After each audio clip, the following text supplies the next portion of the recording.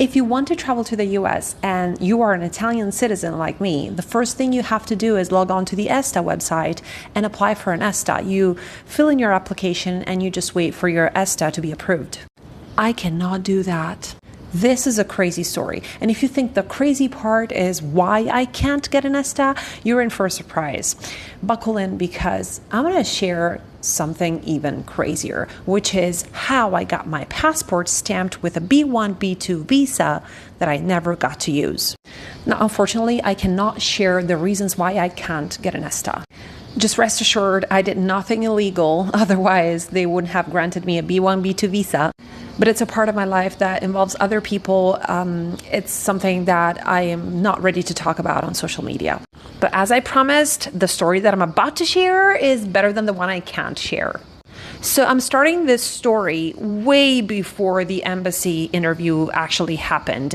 But please stick with me, because I promise it is related to the whole thing, even though, it might sound unrelated. My husband and I got married in 2014. And as soon as we got married, we got some medical advice because we knew that we were going to have a hard time having children. I have stage 4 endometriosis. My husband has other issues. So the doctors told us, you want to have children, you got to start trying right away. Nonetheless, we decided to wait. No matter how pressured we felt, we decided that we were still not ready to become parents. Now in 2017, we decided we're ready and we start trying, and of course it's not happening. We were not complaining or running or anything. We weren't looking to start any IVF either, so it's not like we were going around whining about, oh my goodness, we can't. And we knew it was our fault. In some ways, it was our fault. But we agreed that we didn't want to get any medical help. We were simply okay with not becoming parents if that was God's plan for us. But it was never something that affected me in a way that took away my happiness, took away my joy, because our marriage felt complete even without children. We never relied on the possibility of having children as a way to complete our marriage. So we were just living our lives as a happy couple, and we were planning a trip to the USA.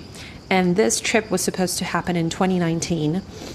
And in 2018, my husband logs on to the ESTA website and gets his ESTA. I cannot do that, so we book an interview with the US Embassy in Rome. Now, my interview was scheduled for November the 27th. So we travel to Rome. It's a 3-hour drive.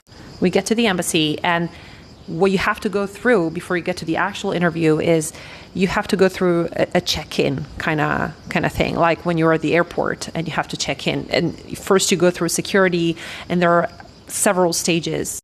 And when you get through security and through check-in, you sit in a waiting room. And in this waiting room, there are so many people waiting for their turn to be interviewed. And you can tell that everybody is panicking.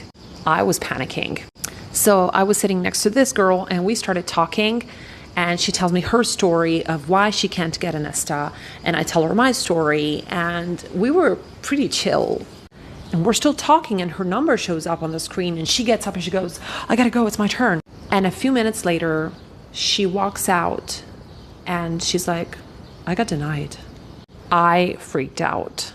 I freaked out because her story was like straightforward. My story wasn't so straightforward. I mean, I did nothing bad, but there were a few things in my story that could be misinterpreted. Now, keep in mind, I had all my paperwork. I had tons of files that proved that I did nothing wrong.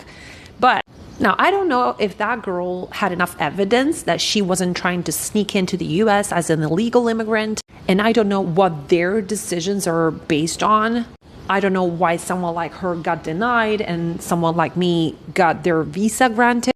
But one thing I know for sure is that I brought tons of evidence, tons of files that showed that my life was and is tied to Italy, and I had no plans whatsoever of, moving to the US or trying to get a job in the US, because the B1, B2 visa is a business/tourist visa. So on a B1, B2 visa, you can do business in the US on your behalf. You can't look for a job. You can't try and get hired by an American company.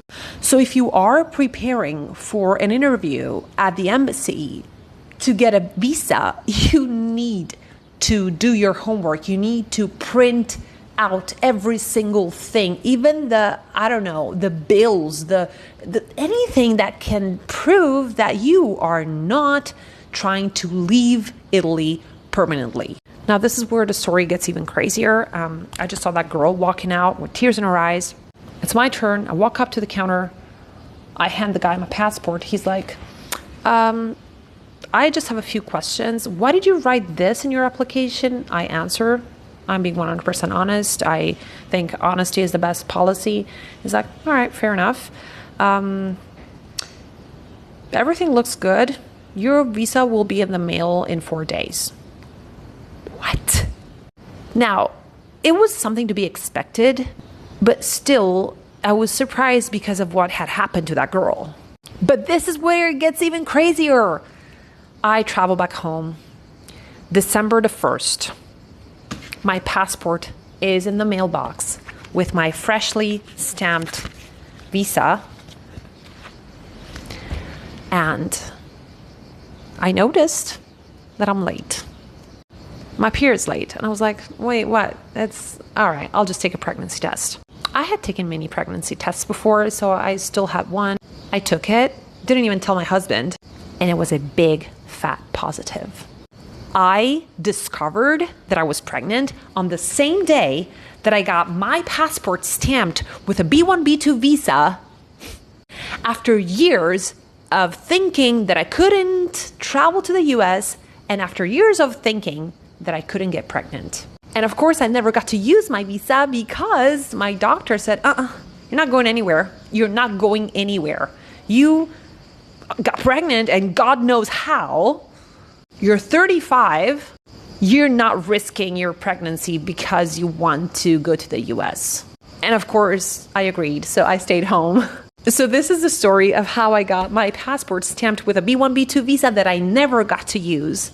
And there's something that I can't share with you right now, but I hope I get to tell you this soon. I'm probably very close to finally getting to use my visa. Now, I can't tell you right now. If you enjoyed this story, please like and subscribe. I really appreciate your support because I'm trying to monetize my YouTube channel. And I promise to invest in better equipment as soon as I get monetized. So thank you for being here. And if you have a funny story about your ESTA or your passport or your visa, please share it in the comment section. Bye.